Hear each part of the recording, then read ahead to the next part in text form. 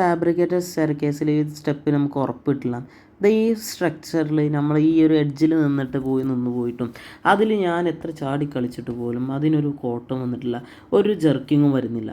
ആരാ ഇതിൽ ഇങ്ങനത്തെ പ്രശ്നങ്ങളൊക്കെ ഉണ്ടെന്ന് പറയുന്നത്? 2 ദിവസം കഴിഞ്ഞപ്പോഴേക്ക് നമ്മുടെ തിരൂർ പറവണ്ണ ഭാഗത്തുള്ള സൈറ്റിലെ ഫാബ്രിക്കേറ്റഡ് സ്റ്റെയർകേസിൻ്റെ സ്ട്രക്ചറൽ വർക്ക് ഓൾമോസ്റ്റ് കഴിഞ്ഞിട്ടുണ്ട്.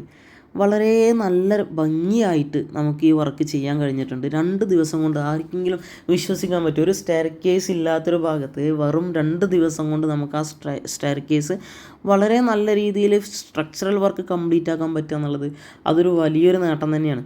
ഇത് നമ്മൾ കൊടുത്തിട്ടുള്ളത് സെൻട്രൽ ബീം സ്റ്റെയർ കേസിലാണ്, സെൻട്രൽ ബീം ടൈപ്പിലാണ് നമ്മളിത് ഡിസൈൻ ചെയ്തിട്ടുള്ളത്. അതുപോലെ തന്നെ ഇതിലേക്ക് കൊടുക്കുന്ന സ്റ്റെപ്പിന് കൊടുക്കുന്നത് നമ്മൾ ഫ്രെയിം വർക്കിലുള്ള സപ്പോർട്ടുകളാണ്. അപ്പോൾ ഈ ഫ്രെയിം വർക്കിൻ്റെ മുകളിലാണ് നമ്മൾ വുഡ് പ്ലേസ് ചെയ്യുന്നത്.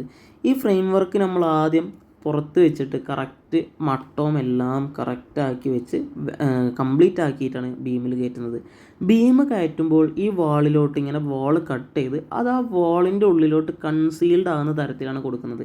ഈ വാളും കട്ട് ചെയ്യുമ്പോൾ തന്നെ അത് അത്രയും നമുക്ക് ആവശ്യമുള്ള ആ ഒരു ഭാഗം മാത്രം കട്ട് ചെയ്ത് ഒഴിവാക്കി എടുക്കുകയാണ് നമ്മൾ മാക്സിമം ചെയ്യുന്നത്. ഏറ്റവും വൃത്തിക്ക് ചെയ്യാൻ പറ്റുന്ന തരത്തിലാണ്, നീറ്റായിട്ട് ചെയ്യാൻ പറ്റുന്ന തരത്തിൽ നമ്മൾ ഈ ഒരു ബീം പോലും നമ്മൾ ആ വർക്കിൽ ആ ഒരു സൈറ്റിൽ ചെയ്തിട്ടുള്ളൂ.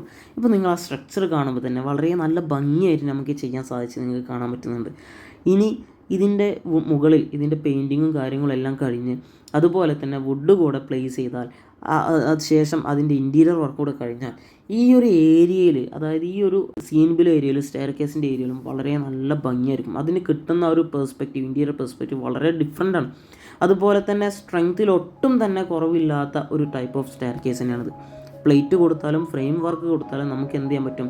സ്ട്രെങ്ത്തിൽ യാതൊരു കോംപ്രമൈസും ഇല്ലാണ്ട് ചെയ്യാൻ പറ്റും. വളരെ നീറ്റായിട്ടുള്ള വർക്ക് നമുക്കിതിൻ്റെ ഫിനിഷിങ് സ്റ്റേജിൽ കാണാം.